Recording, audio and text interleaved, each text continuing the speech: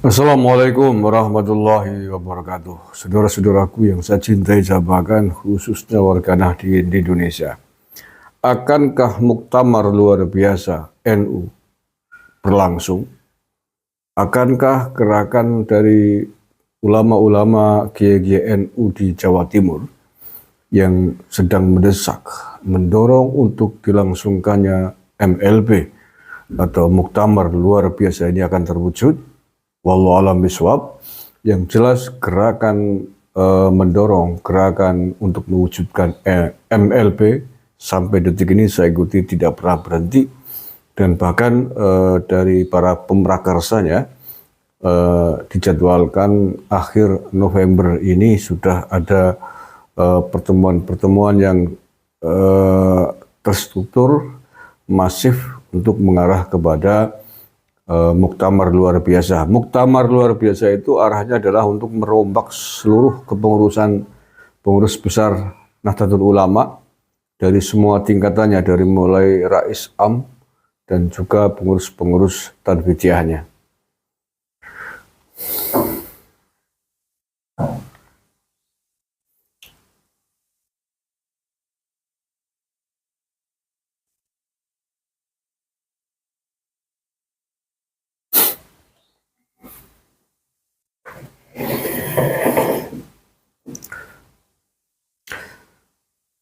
Gus Salam mengatakan bahwa pramuktamar luar biasa ini akan segera berlangsung, digelar pada Desember di Surabaya. Saya baca dulu beritanya, ini yang nulis CNN Indonesia.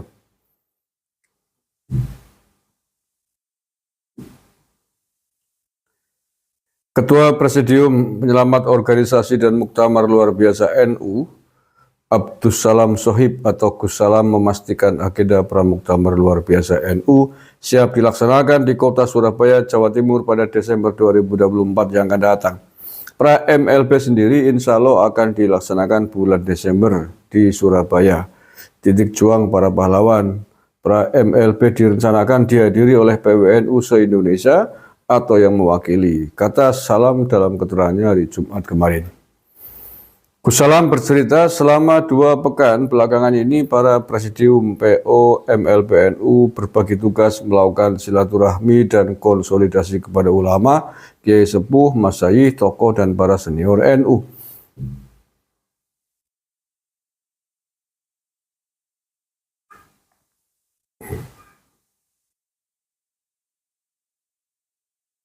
Ia mengatakan pada momen itu turut memohon doa restu dan dukungan atas gerakan langkah menjalankan risalah amanat Bangkalan untuk penyelamatan organisasi dan rencana muktamar luar biasa NU.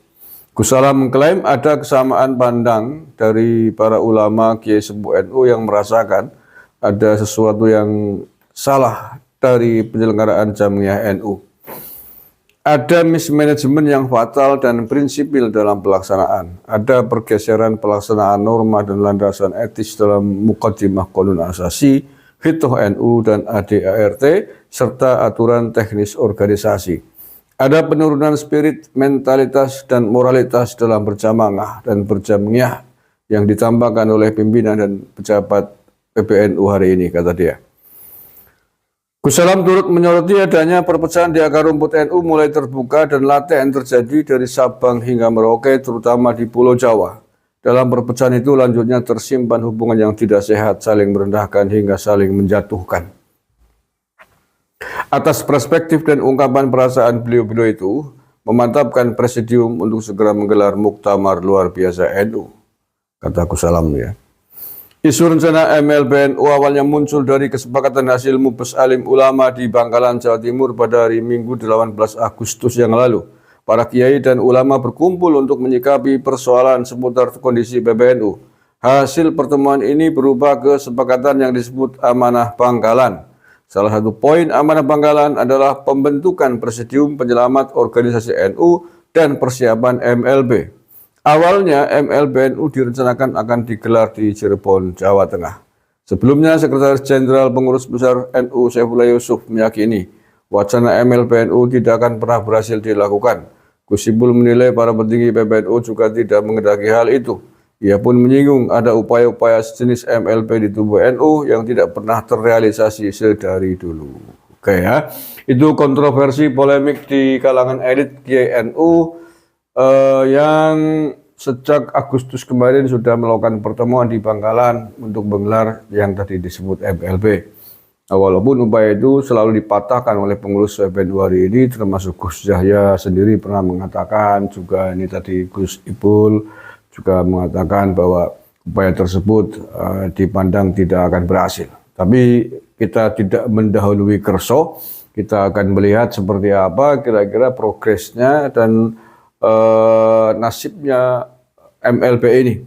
Kuncinya adalah ada di PBNU dan PCNU se-Indonesia. Kalau para pengurus PBNU, PCNU kemudian bersedia setuju menggelar adanya MLP, ya dipastikan MLP bisa berlangsung.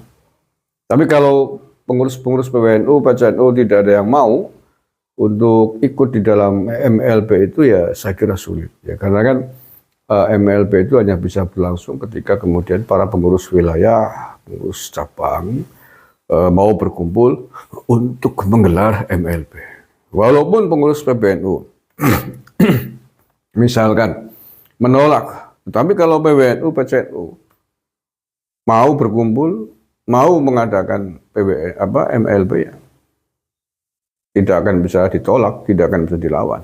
Nah, sejauh mana reaksi dari PBNU, PCNU se-Indonesia hari ini, walau alam bisawab, sejauh ini kita belum melihat ada suara-suara yang masif, baik terkait penolakan maupun yang pro dengan MLP-NU ini dari kalangan wilayah dan PCNU di Indonesia ya. Nah, terakhir ingin saya sampaikan sejauh ini ya, kalau sikap PBNU sebagaimana yang sering ditampakkan oleh Rais Amnya hari ini, yakni Kiai Miftahul Ahyar, yang dalam polemik para habaib Pak Alawi ini sangat terang, terpampang jelas pembelaannya dia kepada para habib Pak Alawi, ya menurut saya, kalau saya setuju segera diadakan MLP-NU, atau setidaknya kalau misalkan bukan melalui MLP, mungkin di NU kan ada yang namanya majelis tahkim gitu ya. Mungkin itu lebih simpel, lebih sederhana untuk menggantikan pengurus-pengurus NU yang kita anggap, kita pandang hari ini tidak sanggup menjunjung tinggi marwah besar kewibawaan PBNU, yang marwahnya dirusak oleh sekelompok orang dari keturunan imigran Yaman, direndahkan tapi diam saja, atau bahkan membela mereka, padahal sudah terang-terangan organisasi NU dirusak, sejarahnya dirusak, sejarah Jatman dirusak, bikin badan hukum sendiri, kayak gitu-gitu dibiarkan. Bahkan kemudian kalangan elit di NU, oknum kiainya ada yang mengatakan kelompoknya Gus Abbas, kelompoknya Kiai Maduddin dipandang sebagai kelompok yang mirip Khawarij, mirip Wahabi, FPI. Kemudian hal itu jelas-jelas merupakan statement yang sangat merusak kerukunan di antara kiai dan tokoh NU. Dan itu tidak boleh terjadi keluar dari oknum-oknum di PBNU, walaupun Rais Am sekalipun. Sangat tidak produktif. Dalam konteks itu sekali lagi saya sepakat deh. Kalau bisa sih sebenarnya jangan MLP, kalau ada peraturan organisasi yang memungkinkan adanya pertemuan khusus para kiai NU untuk mengganti, mencopot pengurus-pengurus PBNU termasuk Rais Amnya. Ketika dipandang sudah menyalahi aturan hitoh NU, dipandang menyalahi atau merusak NU itu sendiri, saya lebih condong, lebih setuju kalau ada forum tersebut. Kita akan ikuti saja seperti apa dinamikanya. Ini arus gerakan mewujudkan adanya MLP-NU, apakah akan berhasil ataukah tidak, kita akan ikuti bersama-sama. Terima kasih. Assalamualaikum warahmatullahi wabarakatuh.